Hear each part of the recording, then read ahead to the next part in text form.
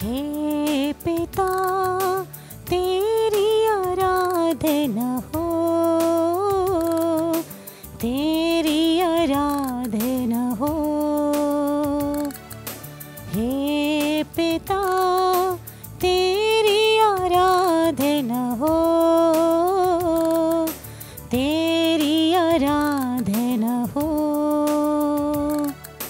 तूने जग को बनाया, तेरी महिमा हो।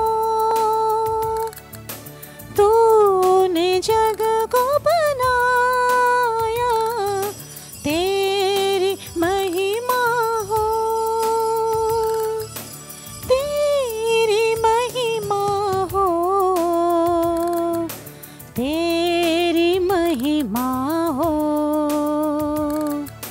तेरी महिमा हो, तेरी महिमा हो। क्रिस्त में प्यारे भाई और बहनों, हम वही यीशु की आराधना करें जिस यीशु ने जीवन भर अपने स्वर्गीय पिता की इच्छा पूरी की। हमेशा प्रभु का इच्छा क्या है ये ढूंढते रहे, वही करता रहा जो ईश्वर को, अपने स्वर्गीय पिता को पसंद है। प्रभु का वचन कहता है, संत पौलुस इस तरह कहता है, इफिसियों का पत्र अध्याय 5 वचन संज्ञा 10, और आप लोग ये पता लगाते रहे कि प्रभु के लिए कौन सी बातें प्रिय है। संत पौलुस जो पहले अपनी मर्जी से चलता था, अपने अधिकारियों के इच्छा पर चलते थे, उनको जो पसंद का काम है वो करते रहे, मतलब ईसाइयों को सजा देना, मार डालना, इस तरीके से उनको आदर सम्मान मिलते थे अपने अधिकारियों से। लेकिन यीशु का मुलाकात हुआ, उसी समय से उन्होंने ये पता करने लगे कि मेरे प्रभु के लिए क्या पसंद है, क्योंकि उनको मालूम हुआ मेरी इच्छा पूरी करने में नहीं, मेरे यीशु की इच्छा क्या है, मेरे स्वर्गीय पिता की इच्छा क्या है, वो ढूंढने में, वो पूरा करने में है मेरी आशीष।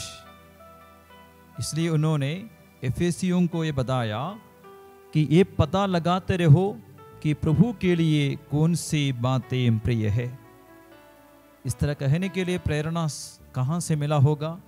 जरूर यीशु से ही उनको मिला है, क्योंकि यीशु दुनिया में आकर अपनी इच्छा पर नहीं चला, अपनी इच्छा पूरा करने के लिए कुछ भी नहीं किया, बल्कि यीशु ने जो भी किया हो, ये दुनिया में आकर अपने स्वर्गीय पिता जो चाहा वही उन्होंने किया, क्रूस मरण तक।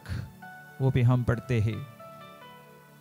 बीच में एक पल के लिए यीशु ये दुनिया के एक मनुष्य के बराबर बना, बल्कि एक मनुष्य कैसे स्वर्गीय पिता की इच्छा पूरी करना है ये याद करके वो बात को बदल दिया। जैसे कि यीशु कहता है, पिता आप चाहे तो प्याला हटा सकते हैं। एक सादा मनुष्य बन गया यीशु, कच्चा मनुष्य बन गया, लेकिन तुरंत यीशु वो भी बदल दिया, बल्कि मेरे नहीं आपकी इच्छा पूरी हो। देखो यीशु अपना सेवा कार्य शुरू किया, उसी समय से यीशु ये कहते आ रहे। यूहन्ना का सुसमाचार अध्याय 4 वचन संज्ञा 34 में हम पढ़ते हैं, इस पर ईसा ने उनसे कहा, जिसने मुझे भेजा उसकी इच्छा पर चलना और उसका कार्य पूरा करना, यही मेरा भोजन है। और यूहन्ना का सुसमाचार अध्याय 6 वचन संज्ञा 38 में इस तरह लिखा है, मैं अपनी इच्छा नहीं बल्कि जिसने मुझे भेजा उसकी इच्छा पूरी करने के लिए स्वर्ग से उतरा हूं। देखो इस दुनिया में रहते समय स्वर्गीय पिता का आदर महिमा यीशु को मिला, और ईश्वर की इच्छा पूरी करने के बाद तुरंत अपने पुत्र को ये ईश्वर स्वर्ग में महिमामय जगह पहुंचाया। कारण क्या है? ये दुनिया का पुत्र बनकर यीशु जीवन नहीं बिताया, स्वर्ग ये दुनिया में आकर स्वर्ग के पिता के पुत्र के समान ही दुनिया में जीवन जीते हुए दिखाया। इसलिए स्वर्गीय पिता ने अपने पुत्र को जल्दी महिमामय जगह पहुंचाया। इतना ही नहीं, यीशु को कितने बार स्वर्ग से आवाज सुनाई पड़ा। शिष्यों के सामने, लोगों के सामने 3 बार अपने पुत्र के विषय में संबोधित किया। आज्ञाकारी पुत्र यीशु के विषय में ईश्वर ने क्या कहा? ये मेरा प्रिय पुत्र है। दूसरा, इस पर मैं अत्यंत प्रसन्न हूं। तीसरा शब्द है, इससे सुनो। देखो, सबके सामने ईश्वर कहता है, संबोधित करता है। मैंने ईश्वर को दुनिया से बोलने के लिए, ये बोलने के लिए पहली बार ये अवसर मिला यीशु के कारण कि ये मेरा प्रिय पुत्र है।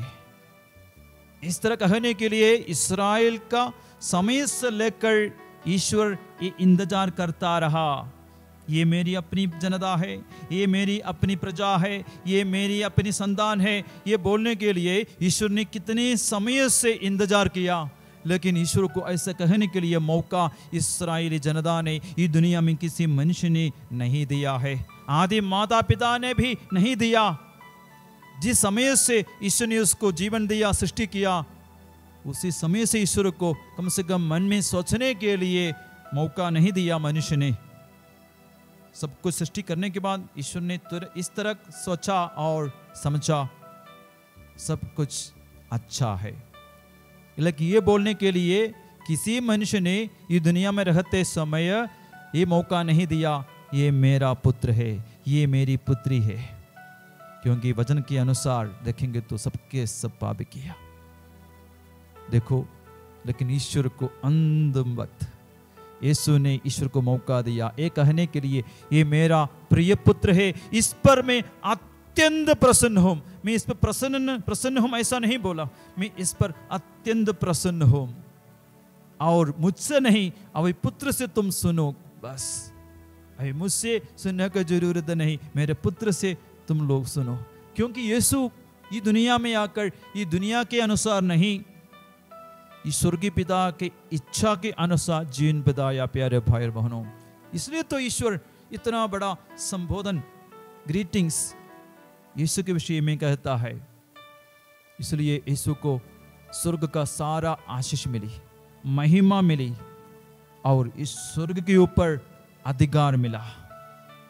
देखो, हमारे जीवन में भी जब भी हम कुछ करना चाहते हैं, सर्वप्रथम प्रभु को बोलिए, यीशु को बोलिए। चाहे हमारी इच्छा भी हो, थोड़ा शेयर करो प्रभु के सामने। प्रभु, ये मेरी थोड़ी इच्छा है, ये मेरी एक योजना है, मैं ये करना चाहता हूँ, ये बिजनेस शुरू करना चाहता हूँ, मैं एक खेती का काम करना चाहता हूँ, मैं पढ़ाई करने के लिए शुरू हो रहा हूँ, मैं कुछ नया योजना शुरू कर रहा हूँ। प्रभु, मुझे आशीर्वाद देना, आप मुझे साथ दे देना।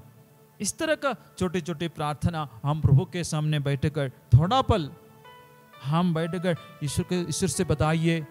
ईश्वर बहुत खुश होंगे, बहुत खुश होंगे, क्योंकि हम प्रभु पर भरोसा रखते हैं, प्रभु का सहारा बनकर, प्रभु से जुड़े रहकर ये निवेदन चढ़ाते हैं या कुछ काम करते हैं ईश्वर के मदद मांगते हुए, तो ईश्वर ज़्यादा खुश हो जाता है। जैसे संत पौलुस ने कहा, तुम ये पता लगाते रहो कि प्रभु के लिए कौन सी बातें प्रिय है। जरूर हम ये पता लगाएंगे, प्रभु से अनुमति मांगेंगे, आशीष मांगेंगे, तो प्रभु खुश हो जाते हैं और हमको बहुत आशीष मिलेगा, प्रभु से आशीर्वाद मिलेगा, मदद मिलेगा, तभी हमारा काम सफल होंगे। इसलिए यीशु आकर दुनिया में आकर अपना मर्जी पूरा नहीं किया, अपना मर्जी नहीं ढूंढा, उसको पहला स्थान नहीं दिया, अपने स्वर्गीय पिता का इच्छा पूरा किया। माँ मरियम क्या किया?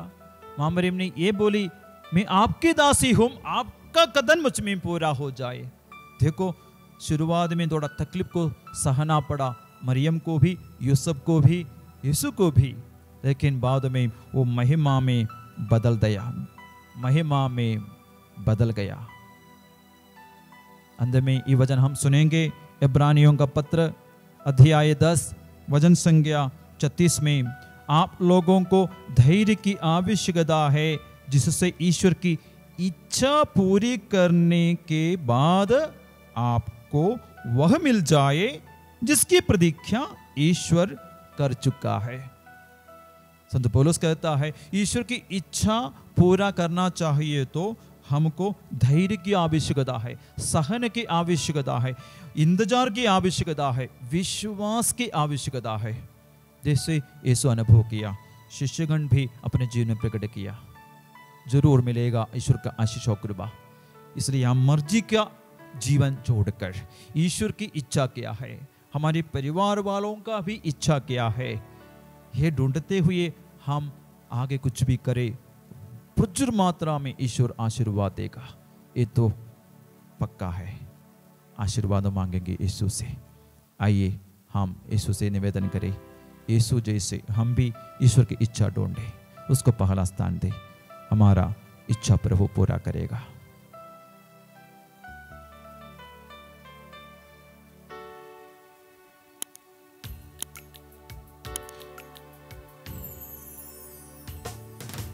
यीशु तेरी वंदना करते हैं, यीशु तेरी वंदना करते हैं,